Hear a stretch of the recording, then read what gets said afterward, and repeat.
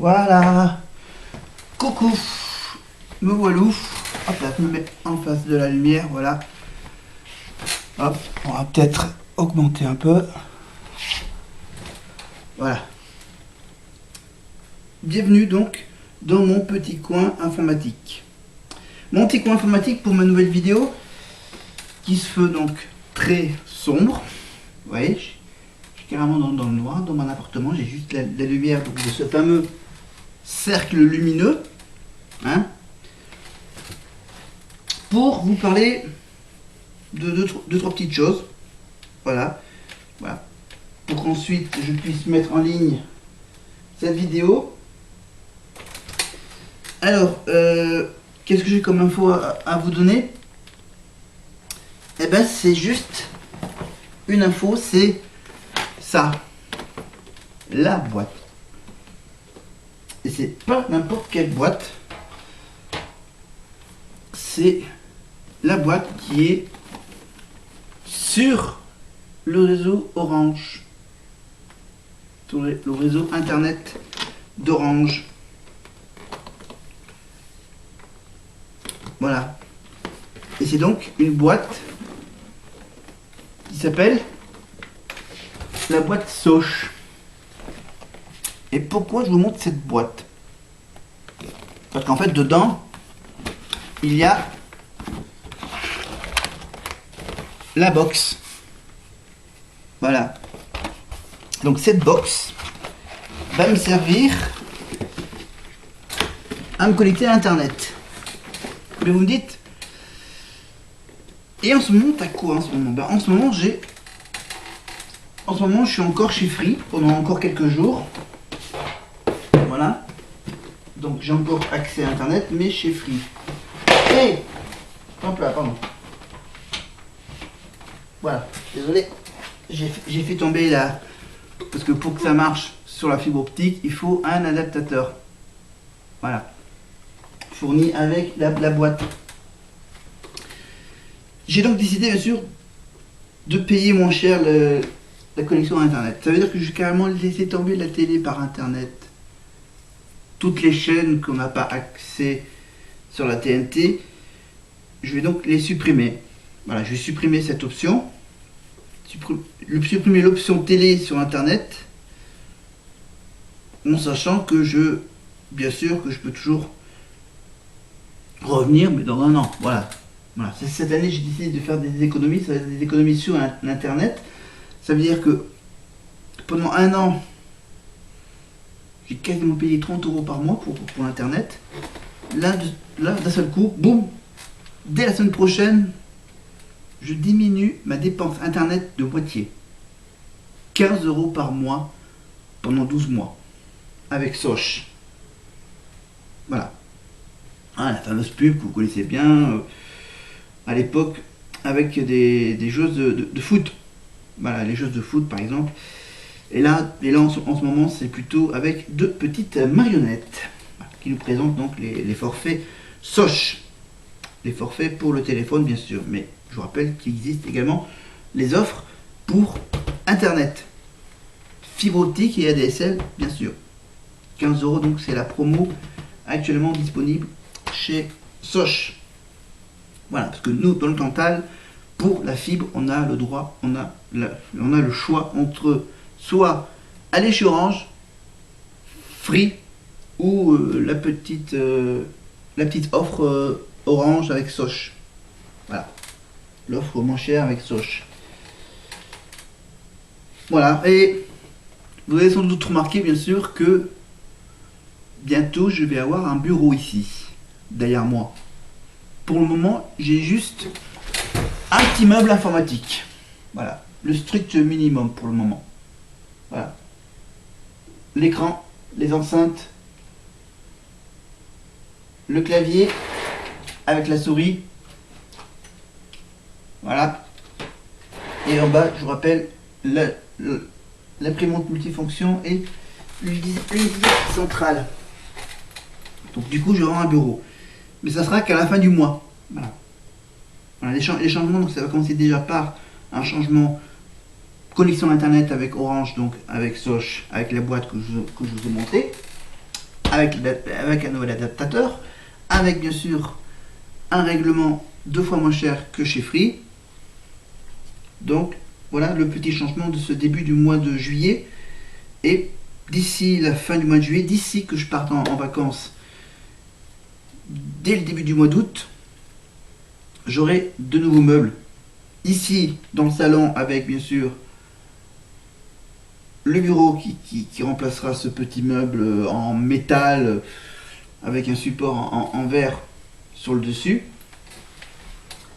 Alors pour meubler un peu ce petit coin informatique, qui n'est pas visible depuis l'entrée, on ne peut pas voir ce qui se cache derrière. Derrière les deux gros meubles que j'ai à côté. Voilà, je dis, c'est un mur blanc. Je vais avoir un bureau. Donc pour un peu égayer un peu le petit coin bureau informatique, j'ai ces deux posters. Alors je les ai ressortis, hein, ils sont pas en bon état. Hein, je ne les ai pas conservés en bon état, mais voilà, c'est avec les deux posters de Tal, du concert de Tal quand elle était venue au Prisme. Alors, rapidement, hein, je rappelle qu'elle est venue rapidement au Prisme, parce que c'était, je crois, la veille de la fête de la musique. Voilà. Donc elle est venue chanter, grosso modo, à peu près un peu moins de 2 heures. Voilà, avec le petit stand d'achat de souvenirs, donc avec ces posters. Voilà, j'en ai 2 ici, j'en ai un autre aussi dans ma chambre. J'ai le 3e poster dans ma chambre, évidemment. Voilà, donc je fais une vidéo ici, dans le salon, avec bien sûr cette petite place, avec cette boîte que je voulais vous présenter. Je vous dirai évidemment dans une semaine si ça marche bien, si la connexion marche bien. Peut-être, voilà, je ferai un test, je vous dirai si c'est mieux ou pas que du côté de chez Free. Voilà, Free ou Orange, donc avec la fibre optique. Voilà, donc 2 fois moins cher que chez Free, mais on verra si ça marche aussi bien que chez Free pour la connexion internet, bien sûr, pour la télé sur internet, bien sûr. Je laisse tomber et je vais revenir à la bonne vieille base de la TNT normale. Mais avec, bien sûr, en gardant, j'ai quand même continué à garder les abonnements à Netflix, Amazon Prime, etc. Voilà. Garder plus ou moins les services VOD grâce aux applications qu'on a sur nos smartphones. Voilà. Donc, voilà, parce que les smartphones, je vous expliquerai, voilà, c'est un moyen de pouvoir les regarder. Enfin, vous pouvez toujours le regarder sur un écran d'ordinateur, mais le mieux c'est de regarder sur la grande télé. Donc je regardais donc les séries sur la petite télé, mais en passant par un autre canal. Voilà. À part ça, c'est l'été, donc il fait chaud, donc je vais commencer à mettre en place ça. Alors ça, c'est le ventilateur. Voilà. Qui n'est pas réellement monté. Hein. Voilà. C'est juste la base principale. Voilà. Le moteur qui est juste derrière. Vous voyez, je vous le montre. Hein, je vous le montre. Voilà, il faut juste que je trouve un moment pour le monter. Donc, voilà. On est le 1er juillet, donc aujourd'hui. Donc, alors oui, c'est vrai. Il y a une histoire avec le ventilateur, avec le virus. Quand on est tout seul, il n'y a pas trop de problème. Voilà. Quand on est plusieurs dans une seule et même pièce, il risque d'y avoir des problèmes avec le ventilateur.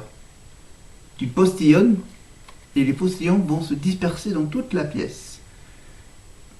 Voilà, donc tu es tout seul, tu sais que tu n'as pas le virus. Voilà, tu peux utiliser le ventilo tout seul.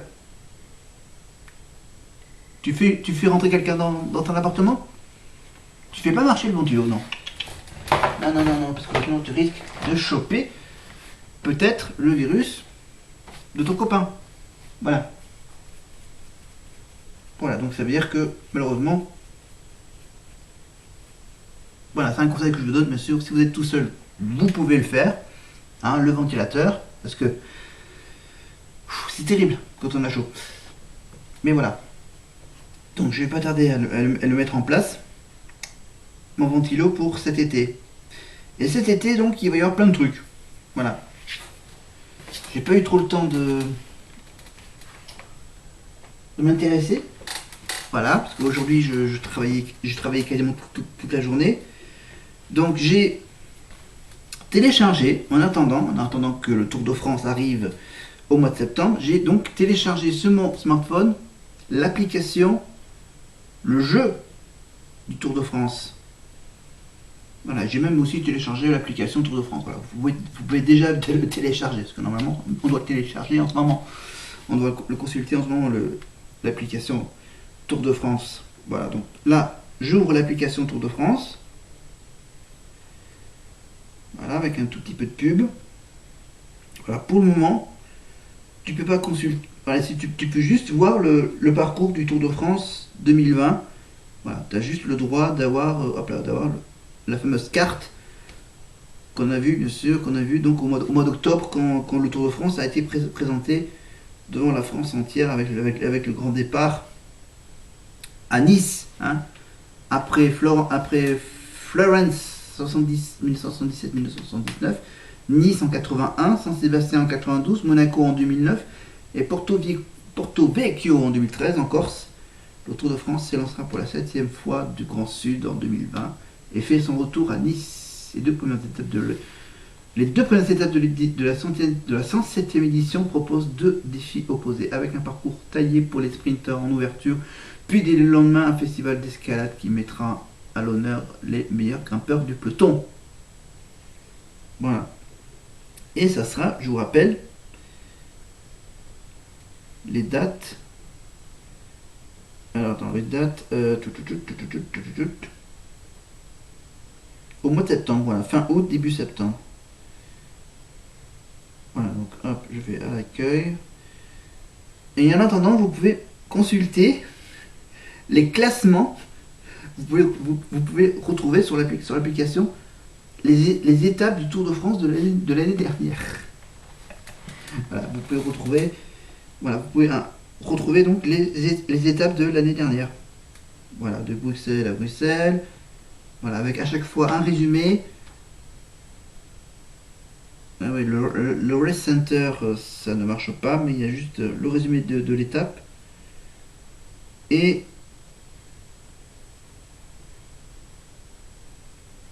ok.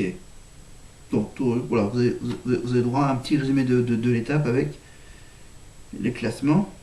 C'est ça, oui, vous avez les classements des étapes de l'année dernière. Voilà.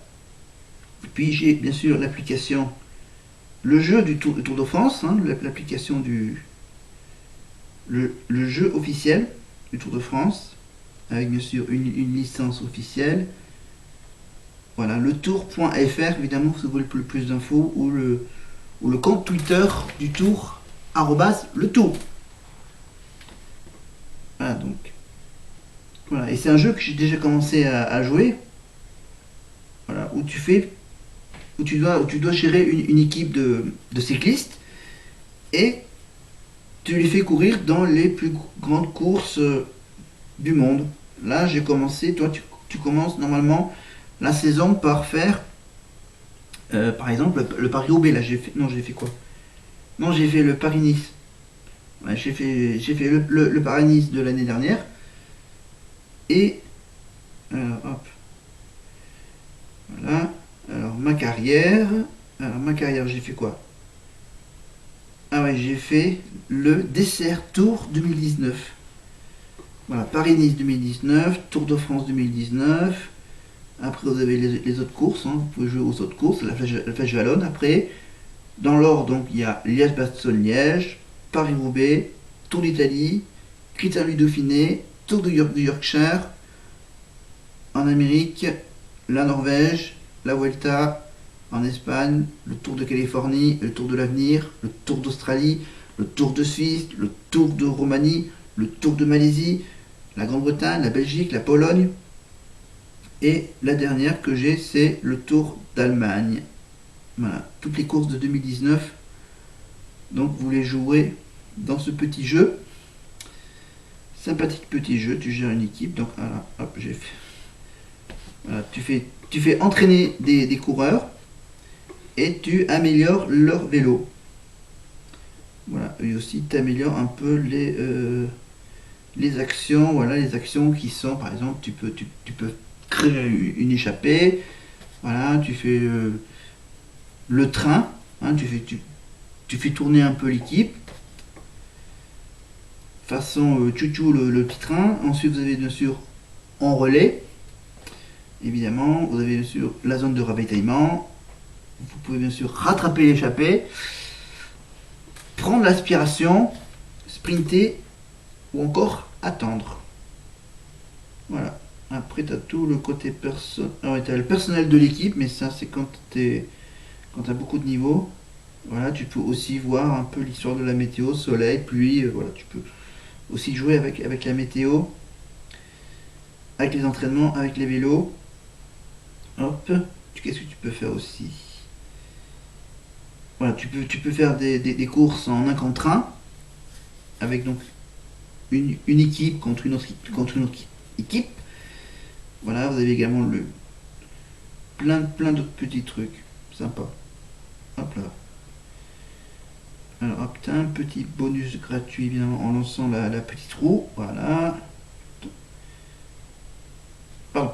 Voilà, c'était donc le jeu du Tour de France, l'application du jeu Tour de France. Donc, voilà, oh là, je gagne des pièces. Pardon, voilà, je vais sortir ce jeu, évidemment. Voilà. Évidemment, vous pouvez bien sûr vous connecter grâce à votre réseaux sociaux, hein, grâce à votre page perso.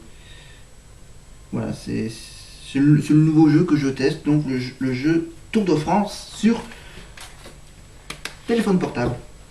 Voilà. Ok, alors on passe donc la boxe au sport, Tour de France. Qu'est-ce que je fais d'autre?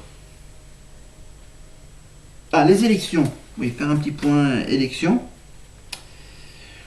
Voilà, élection ici à Aurillac, on ne change pas de maire, voilà, on garde toujours le même maire, la même personne qui gère la ville. Voilà. Tranquille. Bon, voilà. On change pas de maire. On attend le Tour de France en septembre. Et cette semaine, alors cette semaine où je commence la semaine au boulot et je la termine tranquillement au repos. Voilà. C'est une semaine un peu tranquille. Voilà. Donc du coup, je vais rattraper tout le temps que j'ai perdu, évidemment, tout ce que j'ai pas pu faire. Hein? Parce que j'ai pas eu le temps, par exemple, de ranger les t-shirts. Par exemple. Qu'est-ce que j'ai fait d'autre? Oui, il faut que je prenne des douches. Je prévu d'en prendre une demain. Voilà, parce que j'aurai du temps pour ça. Désolé. Qu'est-ce que j'ai d'autre à vous dire? Ah, les séries télé. Ah, les séries télé. Netflix. Oui. Alors Netflix avec une série télé qui est intéressante. Une série télé, pour dire, c'est pas tout à fait la période pour regarder ça. Hein, c'est plutôt pour Halloween. Hein. C'est qu'en fait, je regarde en ce moment une série qui parle de zombies. Alors, le nom de la série, c'est, si je me trompe pas, je vais donc vérifier ça. Alors, il faut que, voilà. Alors, que je retrouve l'info. Alors, comment je vais faire? Ah, je vais carrément consulter. Je vais pas aller sur l'application Netflix, je vais passer bien sûr par une autre source. Voilà, le temps que la source s'ouvre. Alors, Zombie. Alors, la série de zombies que je regarde, donc. Alors que je regarde. Alors, est-ce que c'est cette série-là? Si, ça doit être la série-là. C'est ça. Voilà, la série s'appelle iZombie. Voilà, avec le I. Au début, iZombie. Alors, c'est l'histoire d'une étudiante transformée en zombie qui travaille en tant que médecin légiste afin de pouvoir profiter des cervelles des défunts pour apaiser les voix des défunts dont elle hérite les souvenirs. Voilà. C'est une série policière mais un peu gore. Voilà, pour ceux qui... Voilà, faut faire attention, ça doit être, je crois, interdit au moins de 12 ans, cette série. Doit être interdit au moins de 10 ans même, voire. Voilà. Et donc là, ils en sont à la 5e saison déjà de cette série iZombie. Alors, celle qui joue le rôle de la fille zombie, la fille qui devient zombie donc au début de la saison 1. Donc le nom de son personnage c'est Liv Olivia, enfin, Olivia, donc Liv c'est le pseudo. Liv Moore. Voilà, on trouve évidemment le méchant. Alors le méchant c'est Blaine de Beers. Voilà, avec un célèbre acteur de série télé qui s'appelle David Anders. David Anders, donc on le retrouve lui dans quelle série déjà?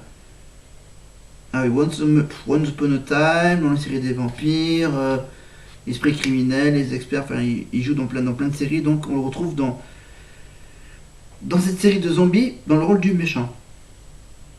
Voilà, après t'as le médecin légiste, qui est d'origine indienne, dans la série, c'est un indien. Voilà, c'est plus précisément, c'est un acteur britannique. Voilà, et on a donc le flic, dans la série, donc le flic, Clive Badino.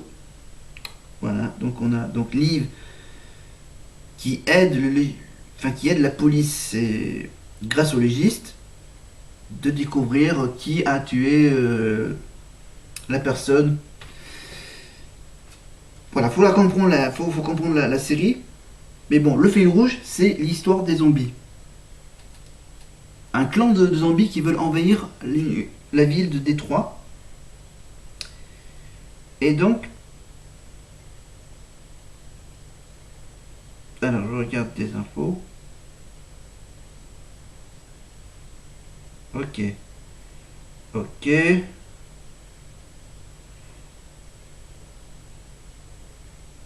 Ah oui, c'est inspiré d'un dessin animé. Voilà, c'est une adaptation d'un dessin animé. Alors, voilà, parce que bah, en fait, bien sûr, c'est que parce que bon, le plus dur, c'est de trouver une actrice qui est capable d'endosser le rôle de celle qui mange bon, qui mange évidemment, c'est pour de fou, hein, de la cervelle. Voilà. Et qu'elle puisse bien sûr jouer en étant couvert, maquillé en blanc, maquillé en zombie. Voilà. Voilà. Ensuite, qu'est-ce que j'ai? L'adaptation,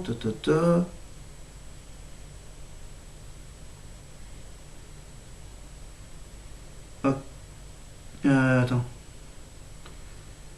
Oui, alors j'ai plein d'infos, donc je vais m'arrêter là. Voilà, donc c'est une série donc, sur Netflix, donc iZombie. Alors, est-ce que j'ai d'autres infos? Attends, j'ai. En fait. Alors, donc c'est Olivia Moore, surnommée Liv, qui se transforme en zombie. C'est une soirée dans un bateau qui se fait attaquer par des zombies, du coup elle devient un zombie le lendemain matin.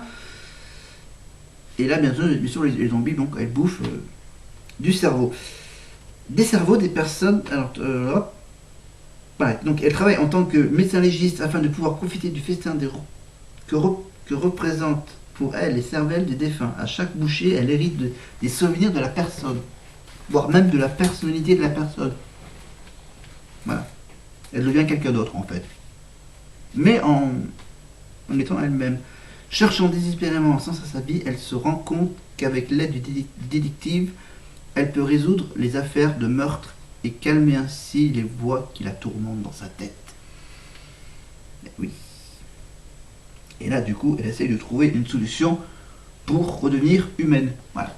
Pour essayer d'enlever d'enlever ce petit problème de zombie. Voilà. Et donc le légiste va expérimenter avec des rats pour essayer de trouver une solution, bien sûr, pour qu'elle redevienne humaine. Voilà. Et qu'elle laisse tomber cette histoire de manger un truc dégoûtant. Voilà, donc c'est une série que j'ai regardée donc depuis quelques jours. Qu'est-ce que je regarde également? Bon, après j'ai une petite série habituelle, évidemment, La Fête à la maison 20 ans après. Et voilà. Voilà, donc voilà, c'était ma petite nouveauté aujourd'hui, donc la série sur les zombies. Voilà. Des gentils, des méchants, etc. Voilà, série policière un peu spéciale. Alors, je regarde. Ah, qu'est-ce que je peux vous parler d'autre? Je peux vous parler du théâtre. Alors, le théâtre, déjà, mon activité théâtrale. Mon activité théâtrale fait une petite pause, la petite pause estivale de 2 mois. On rattaquera au mois de septembre, évidemment, nos textes sur Roméo et Juliette pour peut-être des représentations d'ici la fin de l'année, j'espère. Mais évidemment, l'autre tristesse de cette année, donc le Tour de France est reporté en septembre, donc ça, il y a peut-être une chance de voir cette course. Mais ce qui n'est malheureusement pas le cas cette année, c'est que cette année, il n'y aurait pas ça. Voilà, ça. Le théâtre de rue. Le Festival international de théâtre de rue. Éclat. À Aurillac. Regardez. Regardez ce que ça représente. Le Festival de théâtre de rue avec la Bible. La Bible du festival. Ça veut dire que dans ce bouquin, il y a tous les spectacles que propose le festival tous les ans. Ça représente une liste de quasiment, il y en a quasiment au moins 450 compagnies de spectacles qui viennent chaque année au festival de théâtre de rue. 450. Ça, c'est celui de 2018. Tu vois, en 2018, c'était comme ça. En 2015, par exemple, c'était comme ça aussi. Voilà. J'ai les Bibles de plusieurs années. Donc là, j'ai 2015, 2018. Et je dois avoir aussi la Bible de 2017. Regardez, la belle Bible de 2017. Ça, avec plus ou moins le nombre exact, donc au moins 400, voilà, 443 pages ici. En 2015, là j'ai quasiment 460. Tu vois, et là j'ai celui de 2014. Et je crois qu'en 2014, c'était donc mon premier festival de théâtre de rue, en 2014. Toujours avec à chaque fois le petit bonhomme. Le petit bonhomme du théâtre de rue. Voilà, dans différentes situations. Par exemple, là il vole. Là, il veut faire la paix. Il sort le drapeau blanc. Là, il est en équilibre. Et là, il est quasiment tout nu. Voilà. Voilà. J'ai déjà... Tu vois, par exemple, là, ça fait ça. 4 ans de festival, ça représente ça. Voilà. Au moins là, vous pouvez repérer le plus vieux bouquin qui commence à... que les pages commencent à peine à jaunir. Tu vois, il y a une petite différence de couleur entre le premier festival et les derniers. Voilà. Voilà, c'est un gros bouquin qui coûte tous les ans, qui nous coûte au festivalier, qui coûte à chaque fois 5 euros. Ces fameux les grosses bibles du théâtre de rue. Donc avec toutes les compagnies, les officiels et les compagnies de passage. Voilà. Donc vous avez ça pour le festival, la Bible. Et vous avez ensuite bien sûr les grands programmes, grand format A3, hein, avec le plan du festival, le plan de la ville. Voilà, avec tous les différentes pastilles. Ça va être un grand moment. Je vous en parlerai quand, à la fin du mois d'août, je vous raconterai quelques petites histoires de mes festivals de théâtre de rue de 2015 à l'année dernière. Bah, de 2015 à 2019, ça fait quasiment 5, 6, 7, 8, 9, 5. 5 ans de festival de théâtre de rue. 5 x 5, ça fait 25. 25 jours de festival de théâtre de rue. Voilà. Je vous expliquerai comment je vis ces moments de festival. Voilà, le grand festival d'Aurillac, donc le théâtre de rue. Mais normalement, cette semaine, logiquement, cette semaine, qu'est-ce qu'il devait y avoir aussi à Aurillac? Alors, un événement un peu plus gastronomique, les Européennes du goût. Voilà. Le petit week-end des Européennes du goût. À l'ombre des arbres du cours d'Angoulême. Et c'était évidemment avec plein de marchands, avec des marchands grecs, portugais, corses, basques. On pouvait manger là-bas sur place. On avait nos petits plateaux repas. Il y avait des grandes tablées, des chaises installées par la ville d'Aurillac. On avait le choix du menu entre plusieurs restaurateurs, on va dire, plusieurs cuisines. Il y avait aussi le fameux concours, les Goudots gourmands. Ah, voilà. Qui fait la meilleure boisson avec la gentiane, qui fait le meilleur fromage, le meilleur, etc. La meilleure viande, je sais même pas. Je sais même pas ce qui est. Même plus ce qui est en compétition. Mais à part ça, il y avait aussi des ateliers de cuisine, des démonstrations de cuisine par des grands chefs cuisiniers, évidemment. Voilà. Et un concours amateur de cuisiniers aussi, avec des thèmes et des ingrédients. Voilà. Voilà, tout ce que c'était le festival, donc les Européennes du goût. Voilà.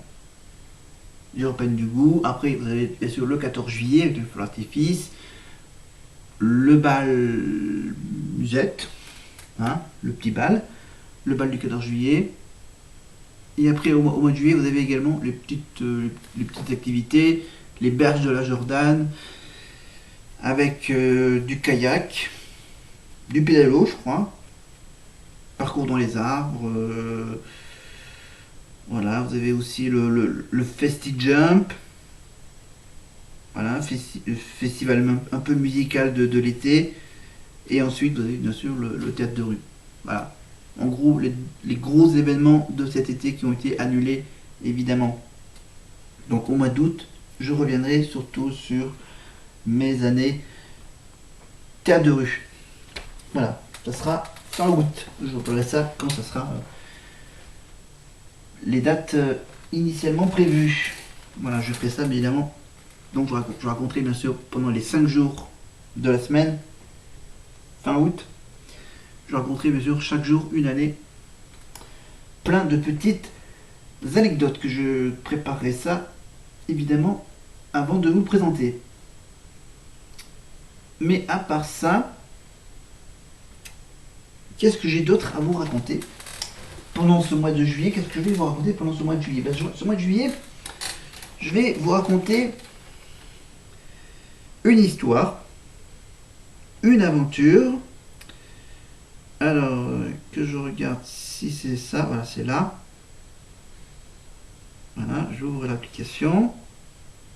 Voilà, livre audio. Alors, voilà. Avec donc le fameux bouquin sur les coulisses de la télé-réalité, les coulisses de la Maison des Secrets. Avec Morgane. C'était en septembre 2004. Voilà.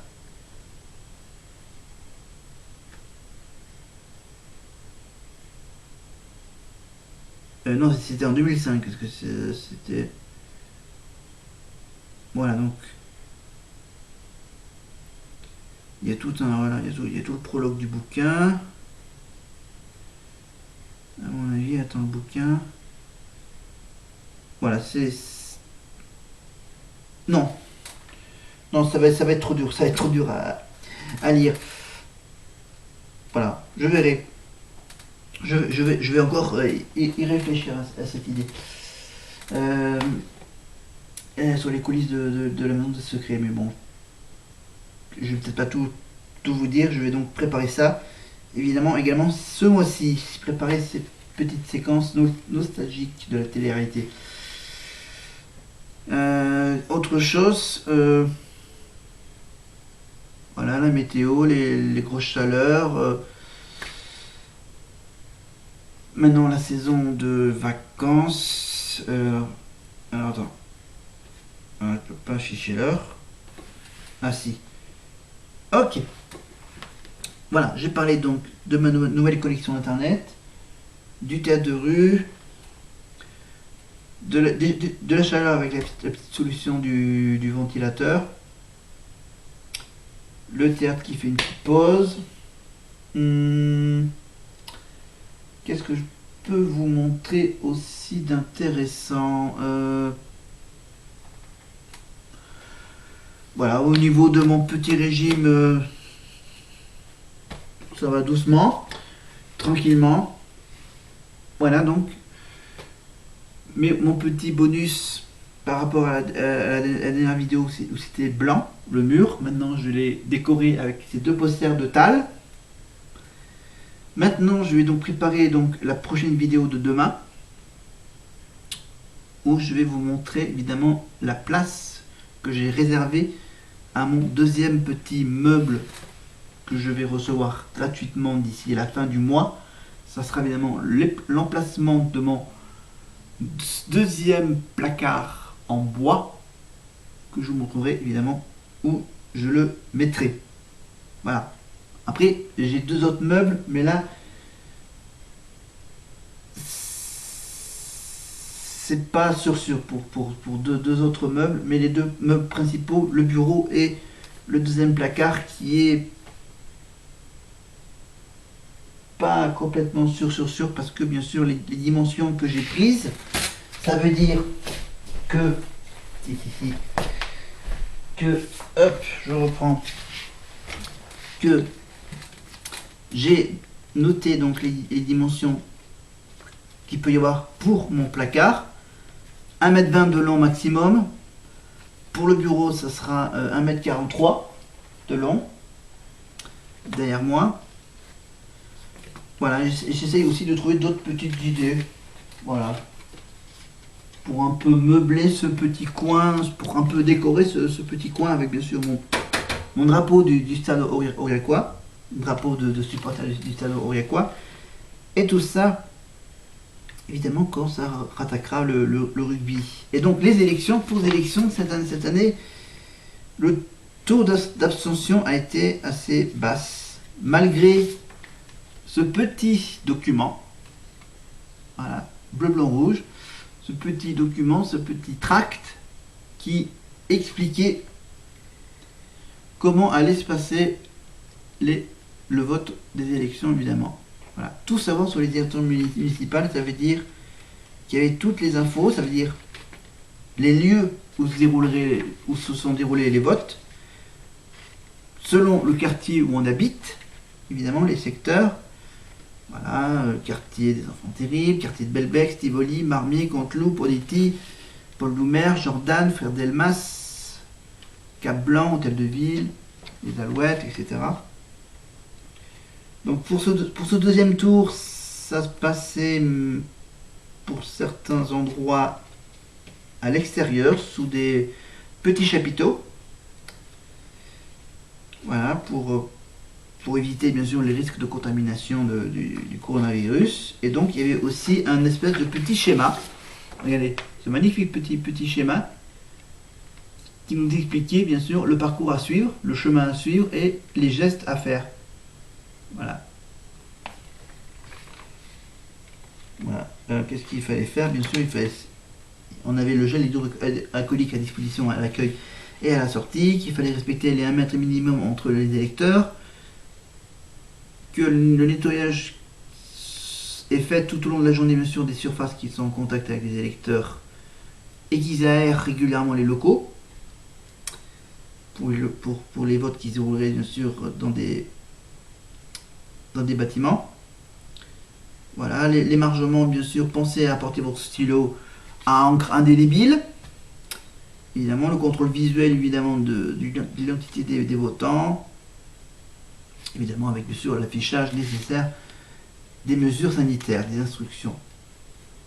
Voilà, et la désinfection des bureaux de vote se fait avant et après les opérations de vote. Voilà, ce sont donc les mesures sanitaires renforcées pour ces élections municipales. Voilà, et après, qu'est-ce qu'on a aussi en plus? Voilà, éviter les situations de promiscuité, l'hygiène, voilà, le positionnement des isoloirs, et donc les opérations de vote, évidemment, et la petite précision concernant les votes par procuration. Voilà. Et donc, chez nous, on a donc notre maire sortant qui est donc réélu pour 6 ans. Voilà. Avec Aurillac, une ville protectrice et refuge. Aurillac, ville de projet. Aurillac, ville d'avenir. Aurillac, ville de terroir et capitale de la ruralité. Aurillac, ville de loisirs culturels et sportifs, avec 100 clubs sportifs, 250 associations et une offre culturelle diversifiée. Aurillac est aussi une ville bienveillante pour nos aînés, maison de retraite à taille humaine. Voilà. Pour le côté rural, bien sûr, c'est la production agroalimentaire locale, environnement naturel de qualité. Et je vous rappelle, pour ceux qui ne savent pas, qu'Aurillac est classée 8e ville française où il fait bon vivre. Voilà. Et quelques petites précisions. Aurillac et son bassin, Aurillac et sa commune, son bassin, sa commune, je vais dire ça comme ça, ne subissent pas de déclin démographique. Voilà. On est combien? On est 53 000 habitants en 2020. Voilà. Mais malheureusement, c'est le reste du département qui perd des habitants. Voilà, donc dans le Cantal, on est combien? On est 145 000 habitants. Alors qu'en 99, on était 150 000. 151 778, pour être plus précis. Et malheureusement, Aurillac ne perd pas de logement. Voilà. On est passé de 16 800 logements en 2011 à 17 000 logements en 2016. Voilà. Voilà. Et aussi l'histoire de l'emploi où Aurillac et ses environs ne perdent pas d'emploi. Voilà. Chez nous, le taux de chômage est à 5,4%. Voilà. C'est juste des petites infos intéressantes pour ceux qui veulent venir dans le Cantal. Donc venez dans le Cantal parce qu'on a des logements disponibles pour vous. Voilà, grâce à Cantal Habitat, par exemple. Voilà. Donc, on a aussi plein de projets de construction qui sont en cours. Par exemple, l'îlot des frères Charles. Voilà, qu'est-ce qu'il va y avoir aussi? Voilà, ça va être un peu mieux au fil des années. On va avoir un grand centre commercial sur la route de Cahors, voilà, vers le sud. Voilà, en allant vers Cahors, vers Toulouse, par là, vous avez donc il va y avoir un centre commercial. Plein voilà, parce qu'en fait là finalement on en aura deux qui seront dans la même direction. Voilà. Peut-être voire même que l'ancien centre commercial qui existe encore va fermer pour Enfin bref, c'est pas, c'est pas mes oignons. Voilà, c'est pas mon problème. Alors ça c'est quoi ça? Bon, ça c'est personnel. Ça c'est un truc personnel. Voilà. On va peut-être s'arrêter là. Je regarde l'heure. Ok. Timing parfait. 45 minutes. Ok, 45 minutes, c'est parfait. On va s'arrêter là. On va s'arrêter là et on va donc faire une pause. On va changer de décor pour une nouvelle vidéo qui sera faite dans un autre endroit de cet appartement qui va changer derrière moi. Et je vous en dirai un peu plus, je vous dirai d'autres choses, je vous parlerai des changements à suivre. Allez, je vais aller me coucher.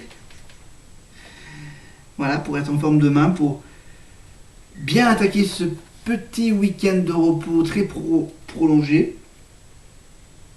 Voilà, plein de rangements à faire. Et je vous dis au revoir, bye.